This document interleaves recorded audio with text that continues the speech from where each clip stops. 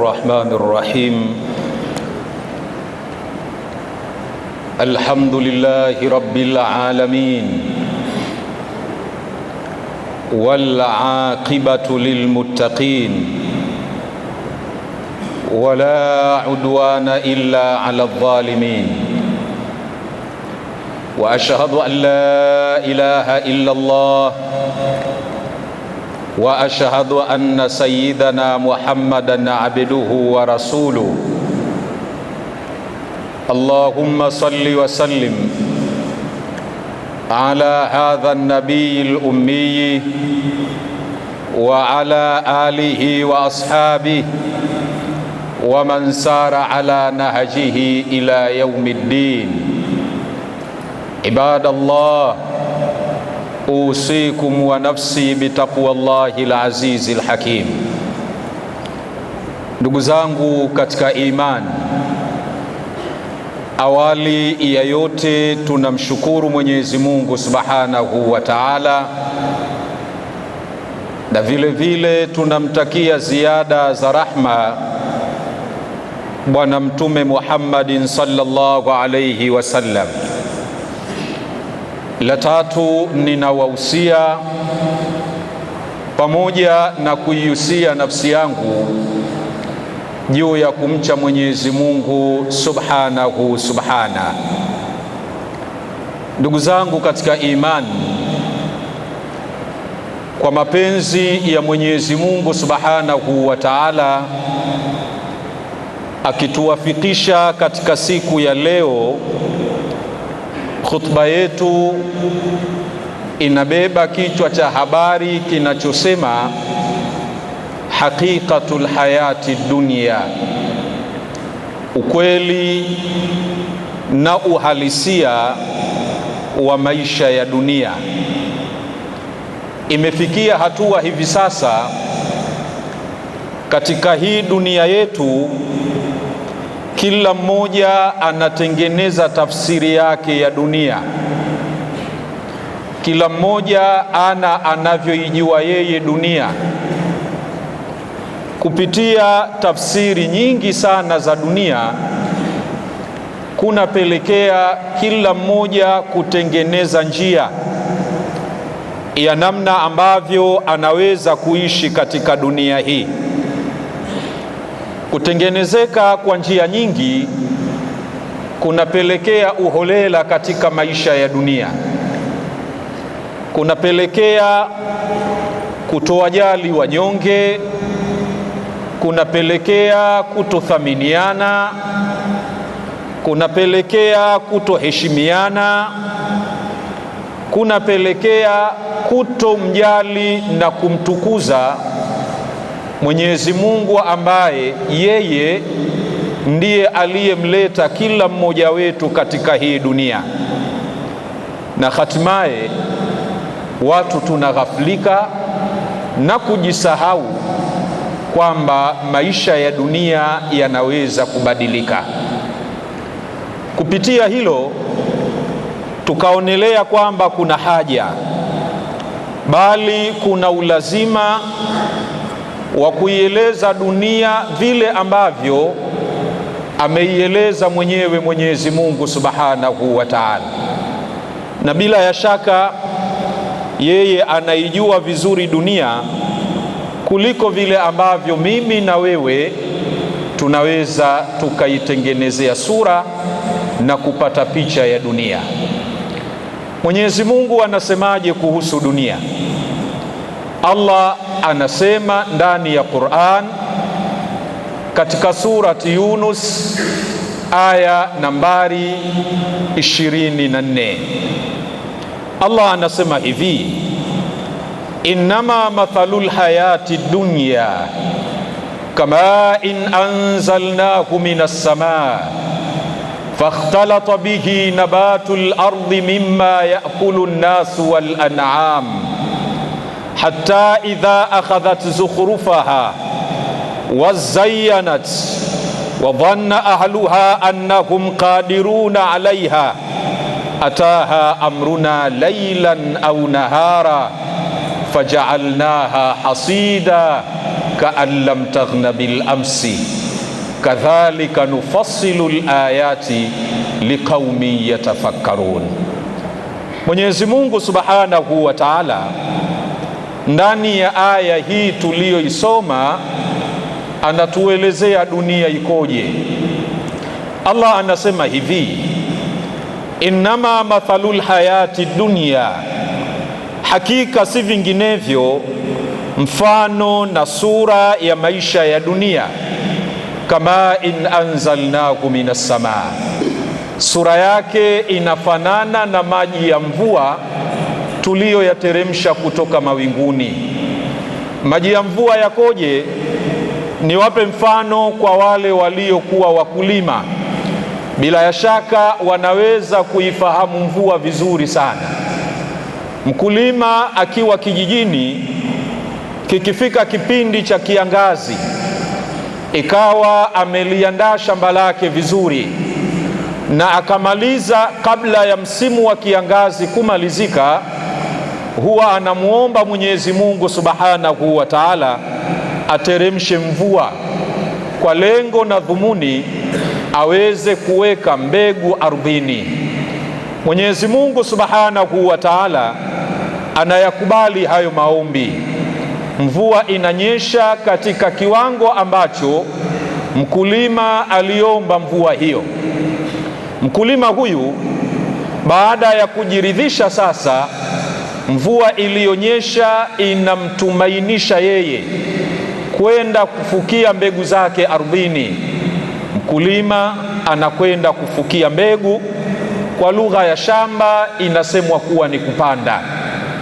Akishapanda huyu mkulima, anachokifanya ananyanyua mikono yake juu akimuomba Mwenyezi Mungu Subhanahu wa Ta'ala ateremshe tena mvua nyingine ili zile mbegu alizozifukia ardhini ziweze kuchipua.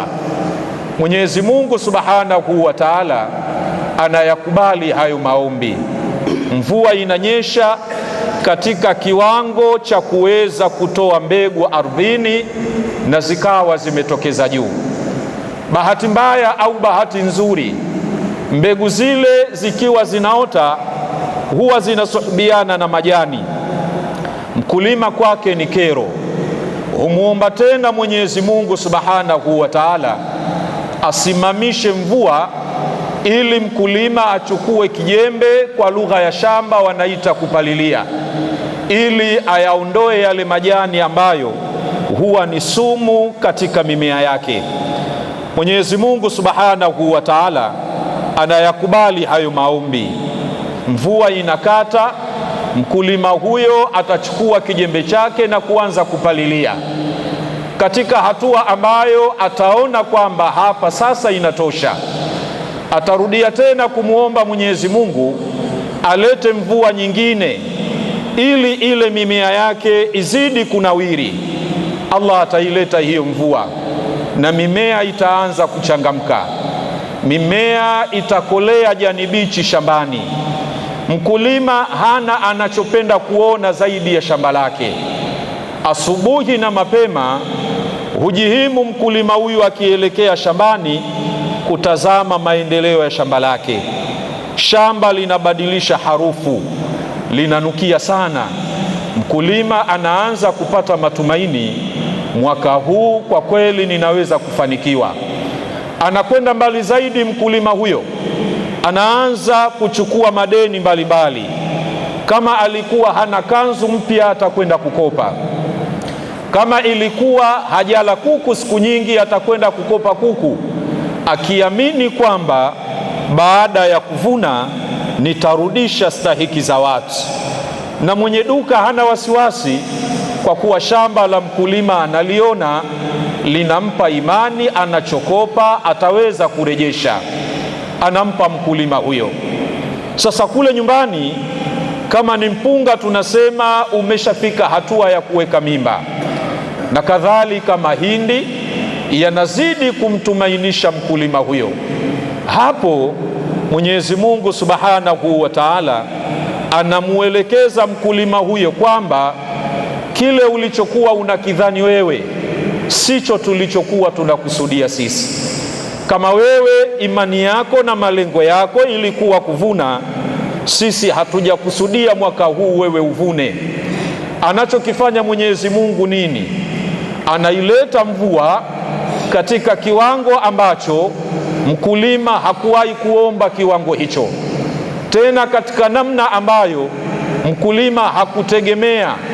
Mvua nyingi inayofunika mazao yake, maji yatakaa shambani takriban miezi 6, hayaondoki ila yatauacha mpunga wote ukiwa umelala chini na kugeuka jamvi.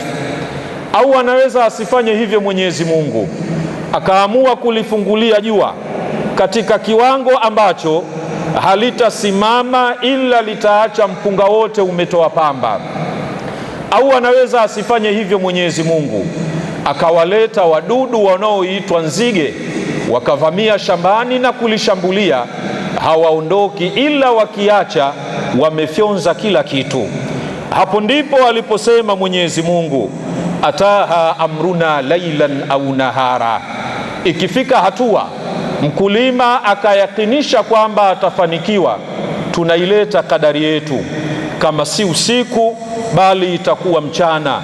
Watavamia shamba na kulifanya ka'allam taghna bil amsi, kama vile jana halikuonesha alama yoyote. Kadhalika nufassilu al-ayati liqaumi yatafakkarun. Sura hiyo ya maisha ya shamba ndiyo sura ya maisha ya dunia. Wale wote ambao Mwenyezi Mungu Subhanahu wa Ta'ala amewapa matumaini ya kufanya mambo makubwa makubwa, yawezekana umepata afya inayokutumainisha kwamba siku za usoni unaweza ukafanya mambo makubwa, akili yako isilale kiasi ukajijua neema hiyo utaendelea kuwa nayo. Mwenyezi Mungu Subhanahu wa Ta'ala anaweza kukubadilishia upepo kama ambavyo huwa anawabadilishia wakulima. Lakini yawezekana katika sisi Mwenyezi Mungu mmoja wetu ikawa amemjalia kipato, anataka kufanya yaliyokuwa mazuri, lakini ikawa anajisubirisha. Fanya sasa, Mwenyezi Mungu anaweza kukubadilishia usifike katika hatua unayoitarajia. Lakini katika sisi kila mmoja Mwenyezi Mungu ana namna aliyomwezesha nayo. Tafadhali itumie hivi sasa. Maisha ya dunia huwa hayaaminiki, wakati wowote yanaweza kukubadilikia. Tunamuomba Mwenyezi Mungu Subhanahu wa Ta'ala atujalie sisi kuwa minal ladhina yastami'una alqawla fayattabi'una ahsana. Wallahu Subhanahu wa Ta'ala yaqul wal 'asr innal insana lafi khusr illa alladhina amanu wa 'amilus salihat وتواصوا بالحق وتواصوا بالصبر. بارك الله لي ولكم بالقرآن العظيم ونفعني وإياكم بالآيات والذكر الحكيم. أقول قولي هذا وأستغفر الله العظيم لي ولكم ولسائر المسلمين والمسلمات فاستغفروه إنه هو الغفور الرحيم.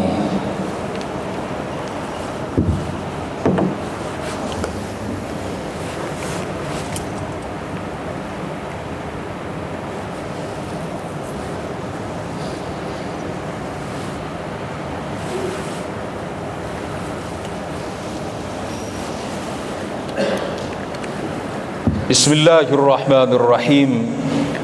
الحمد لله والصلاة والسلام على رسول الله. عباد الله أوصيكم ونفسي بتقوى الله العزيز الحكيم. Ndugu zangu, kwanza tunamshukuru Mwenyezi Mungu, lakini la pili tumtakia ziada na rahma Bwana Mtume Muhammad sallallahu alayhi wasallam. La tatu, ninawahusia na kuihusia nafsi yangu juu ya kumcha Mwenyezi Mungu subhana. Khutba ya awali tumeisikia vizuri. Khutba ya pili nimalize kwa hadithi ya Bwana Mtume Muhammad sallallahu alayhi wasallam anayosema, alkayisu man dana nafsahu wa amila lima ba'da almauti wal ajizu man atba'a nafsahu hawaha watamanna ala Allahi al-amani. Watu wako sampuli mbili. Kuna mtu aliyekuwa na akili kali na kuna mtu mwenye udhaifu katika uono wake. Sasa anambainisha kila mmoja, anasema alkayisu, yule aliyekuwa na akili kali sana, anayejielewa, mandana nafsahu, ni yule aliyeikagua na kuihesabu nafsi yake baada ya kujijua, wa amila lima baada almaut, akalifanya jambo ambalo litamsaidia baada ya kufa kwake. Wala ajiz, na yule aliyedhoofika kimitazamo na kiakili, man atba'a nafsahu hawaha, ni yule aliyefata matamanio ya nafsi yake, watamanna ala Allahi al-amani, alafu akawa na matumaini ya kupata mazuri mbele ya Allah subhanahu wa ta'ala. Tunamwomba Mwenyezi Mungu atujalie kuwa ni watu wenye kuzihisabu nafsi zetu na tuyafanye yale ambayo yatakayotusaidia baada ya kuondoka akhera. Mwishowe tunapeleka swala na rehma kwa Bwana Mtume Muhammad sallallahu alayhi wasallam. Inna Allaha wa malaikatahu yusalluna ala nabi ya ayyuhalladhina amanu sallu alayhi wa sallimu taslima. وارض اللهم عن الخلفاء الكرام خصوصا منهم ذي الأصل العريق خليفة رسول الله سيدنا أبي بكر الصديق، وعن الزاهد الأواب الناطق بالصواب أمير المؤمنين سيدنا عمر بن الخطاب، وعن جامع القرآن أمير المؤمنين سيدنا عثمان بن عفان، وعن أسد الله الغالب سيدنا علي بن أبي طالب. اللهم اغفر للمؤمنين والمؤمنات والمسلمين والمسلمات الأحياء منهم والأموات برحمتك يا أرحم الراحمين. عباد الله، إن الله يأمر بالعدل والإحسان وإيتاء ذي القربى وينهى عن الفحشاء والمنكر والبغي يعظكم لعلكم تذكرون. أقم الصلاة.